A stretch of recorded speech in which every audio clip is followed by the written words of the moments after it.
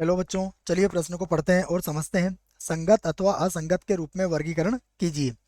और यहाँ पर हमें कहा गया है 3x minus Y minus 2z बराबर 2, 2y माइनस जेड बराबर -1, 3x माइनस 5y बराबर 3। प्रश्न में हमें संगत या असंगत का चुनाव करना है कि ये जो आपको समीकरण दी गई है यह संगत है या फिर असंगत है। प्रश्न को हल करने से पहले हम मुख्य अवधारणा लिख लेते हैं। तो इस प्रश्न के लिए मुख्य अवधारणा जिसकी सहायता से हम इस प्रश्न को हल करेंगे। मुख्य अवधारणा में हम युगपत समीकरणों को लिखेंगे। सबसे पहले मान लीजिए हमारे पास ये समीकरण दी जाती है a1x a2y a3z, या फिर इसको इस प्रकार से लिख लेते हैं बच्चों व्यापक रूप में। मैं यहाँ से इसको a1 b1 c1 से व्यक्त कर देता हूँ तो ज़्यादा अच्छा रहेगा। a1 b1y c1z बराबर d1।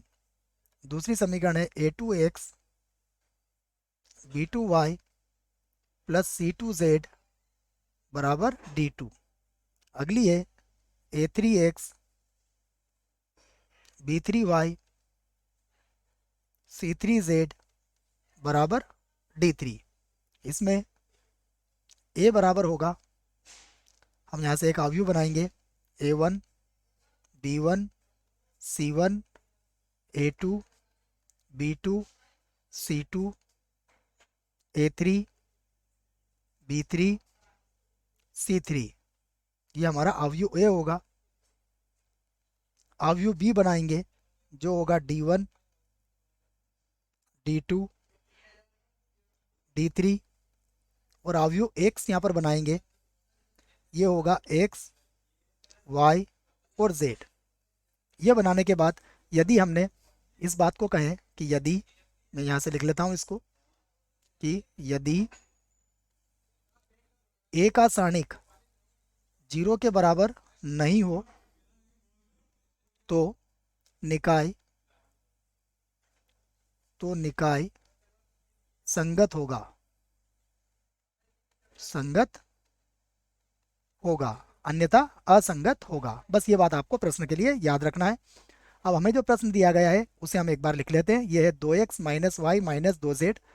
इसको एक बार लिख लो, 3x माइनस वाई है बच्चों, 3x माइनस वाई माइनस का 2z ये दिया गया है बराबर 2।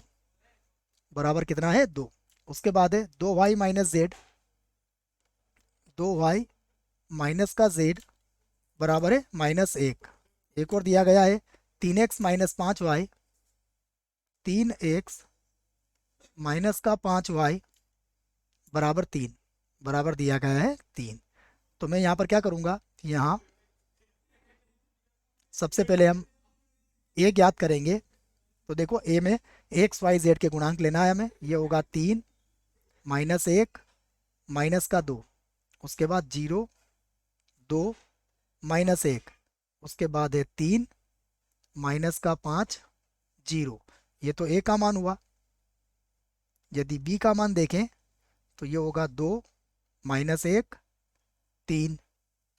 उसके बाद x का मान क्या होगा, देखो यहाँ पर x का मान होगा x y z।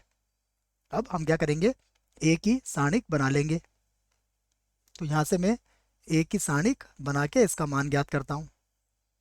ये होगा 3 -1 -2, उसके बाद 0 2 -1, उसके बाद 3 माइनस का 5 और 0।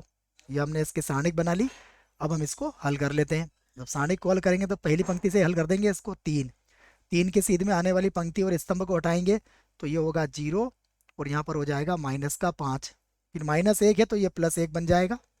फिर से इसके सीध में आने वाली पंक्ति और स्तंभ को हटाएंगे तो ये 0 होगा और ये प्लस का 3 बन जाएगा बच्चों। तो 0 + 3,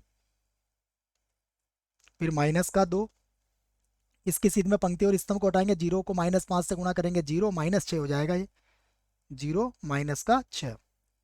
आगे हल कर लेते हैं। तो ये होगा -15, ये होगा प्लस का 3, और 6 को 2 से गुणा करोगे तो ये कितना हो जाएगा 12। यहाँ पर हमें क्या मिल गया है, माइनस का 12, माइनस माइनस प्लस का 12 हो जाएगा बच्चों, क्योंकि ये 6 का 2 से गुणा करेंगे, दोनों ही माइनस है, तो ये मिल गया प्लस का 12। तो हमें क्या मिल गया, ये 0 मिल गया। तो अतः क्या कहेंगे हम?